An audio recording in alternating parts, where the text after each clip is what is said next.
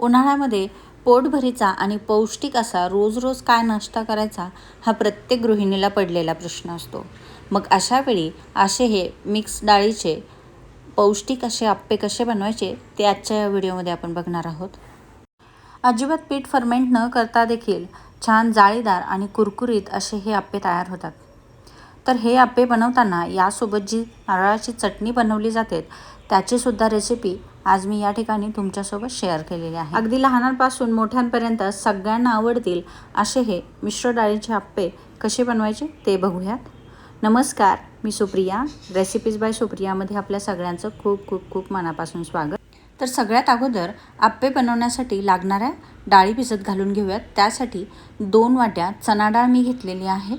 ती स्वच्छ धुवून साईडला ठेवून घेऊयात आणि त्यानंतर 2 वाट्या तांदूळ घेतलेले आहे. कुठल्याही तांदळाचा वापर तुम्ही या ठिकाणी केला तरीही चालेल. आता हे तांदूळ देखील 2 पाण्याने मी स्वच्छ धुवून घेतलेले आहेत आणि साईडला ठेवून 1 वाटी मुगाची डाळ देखील स्वच्छ 2 पाण्याने धुवून घेतलेली आहे. साधारणतः 3 ते 4 तासासाठी पाणी टाकून या डाळी आपल्याला व्यवस्थित भिजवून घ्यायच्या आहेत. तर 4 ते 5 तासानंतर लगेचच आपल्याला या डाळीमधलं पाणी काढून घ्यायचं आणि मग एक एक करून डाळी ह्या मिक्सरला वाटून घ्यायच्या आहेत.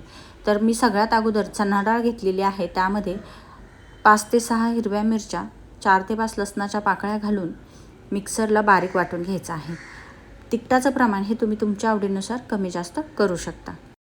गरजेनुसार पाणी घालून या पद्धतीने डाळ ही वाटून घेतलेली आहे. याच पद्धतीने बाकीची डाळ देखील वाटून घ्यायची आहे. आता वाटलेली डाळ भांड्यामध्ये काढून घेतली आणि लगेचच दुसरी डाळ देखील यामध्ये वाटून घालून घेतलेली आहे. तर या ठिकाणी मी मुगाची डाळ देखील यासोबतच वाटून घेतली होती. त्यानंतर जे तांदूळ होते भिजत घालून घेतलेले ते देखील यामध्ये वाटून घातलेले आहेत.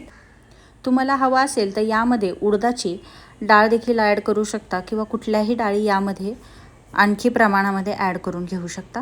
आता हे पीठ आपल्याला व्यवस्थित मिक्स करून घ्यायचं आहे आणि 15 मिनटासाठी साईडला ठेवून द्यायचं आहे. तुम्हाला हवं असेल तर हे पीठ तुम्ही फर्मेट देखील करून घेऊ शकता. मी फर्मेट न करता लगेचच याचे आप्पे तयार करून घेणार आहे. जेवढ्या पिठाचे मला आप्पे तयार करायचे आहेत तेवढं पीठ मी साईडला करून घेतलं. त्यामध्ये चवीनुसार मीठ, बारीक चिरून घेतलेला कांदा, बारीक चिरून घेतलेली कोथिंबीर आणि थोडीशी हळद घालून घ्यायची आहे. हे सगळं व्यवस्थित मिक्स करून घ्यायचं.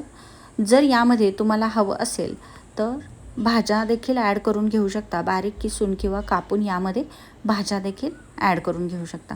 सगळं पीठ व्यवस्थित मिक्स करून घेतलं की अगदी थोडंसं पाणी 3 ते 4 चमचे एवढं पाणी घालून घ्यायचं. थोडंसं पीठ पातळ करून घ्यायचं. यामुळे आप्पे छान कुरकुरीत आणि जाळीदार तयार होतात. आता या ठिकाणी आप्पे पात्र गरम करत ठेवलेलं होतं. त्यामध्ये थोडंसं तेल घालून घ्यायचं आहे. तेल घालून घेतलं की मग लगेचच यावरती तयार करून ठेवलेलं आप्पेचं पीठ घालून घ्यायचं आहे. चमच्याने थोडं पीठ यामध्ये घालून घ्यायचं. फर्मेंट न करता जर तुम्ही पीठ घेणार असाल तर या कन्सिस्टन्सीचं पीठ तुम्ही तयार करून घ्या आणि मग त्याचे आप्पे तयार करा. तर अशा पद्धतीने सगळ्या आप्पे पात्रामध्ये आप्पे हे घालून घेतलेले आहे. आता यावरती झाकण ठेवून आपल्याला मंद आचेवरती 3 मिनटासाठी हे आप्पे शिजवून घ्यायचे आहे. आता एक साईड शिजवून झाली की मग दुसऱ्या साईडला झाकण न ठेवता छान गोल्डन रंगाचे होईपर्यंत भाजून घ्यायचे आहेत. तर तुम्ही बघू शकता छान गोल्डन रंगावरती आप्पे हे भाजले गेलेले आहेत. आता दुसरी साईड देखील याच पद्धतीने आपल्याला भाजून घ्यायचे आहे. जर तेलाचं प्रमाण हे कमी वाटलं तर अगदी थोडं वरून तेल घालून छान गोल्डन रंगाचे होईपर्यंत आप्पे हे शिजवून किंवा भाजून घ्यायचे आहेत. आता तुम्ही बघू शकता छान आप्पे आपले तयार झालेले आहेत. वरून अगदी कुरकुरीत आणि आतून हलके जाळीदार असे आप्पे सोडा न घालता आपले तयार झालेले आहेत.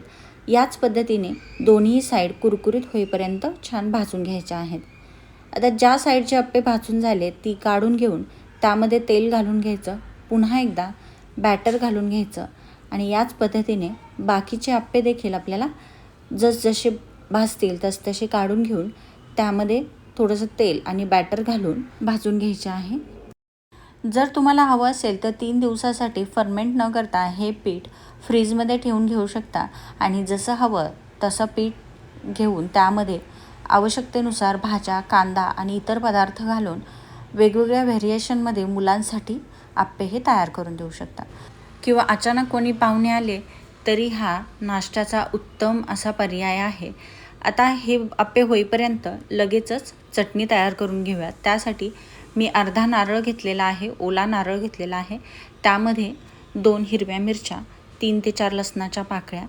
लसणाच्या पाकळ्या आणि मिरच्यांचं प्रमाण हे तुम्ही तुमच्या आवडीनुसार कमी जास्त करू शकता.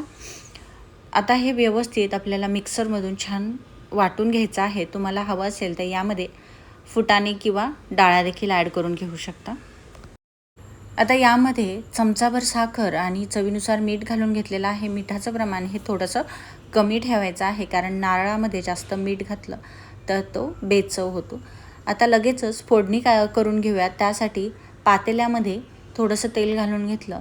त्यावरती जिरं मोहरी घालून घ्यायचे. जिरं मोहरी तडतडले की मग लगेचच यावरती वाटून ठेवलेली नारळाची चटणी घालून घ्यायची. नारळाची चटणी घालून घेतली की मग ती व्यवस्थित 1 मिनिटभर मिक्स करून घ्यायची. तुम्हाला हवं असेल तर फोडणीवरती लाल सुक्या मिरच्यांचे काप देखील घालून घेऊ शकता, परंतु लहान मुलं खाणार आहेत म्हणून मी सगळं या गोष्टी स्किप केलेल्या आहेत. मिक्सरच्या भांड्यामध्ये थोडंसं पाणी घालून यामध्ये घालून घ्यायचं आहे आणि व्यवस्थित मिक्स करून चटणीला छान उकळी आणून घ्यायची आहे. तर या ठिकाणी तुमच्या आवडीनुसार चटणी ही घट्ट पातळ करून घेऊ शकता. 3 ते 4 मिनटासाठी चटणी छान उकळून घ्यायची आहे, जेणेकरून नारळाचा कच्चटपणा जो आहे तो कमी होईल. तर अशा पद्धतीने आप्पे आणि चटणी तयार झालेली आहेत. आता लगेचच डिशमध्ये काढून घेऊयात.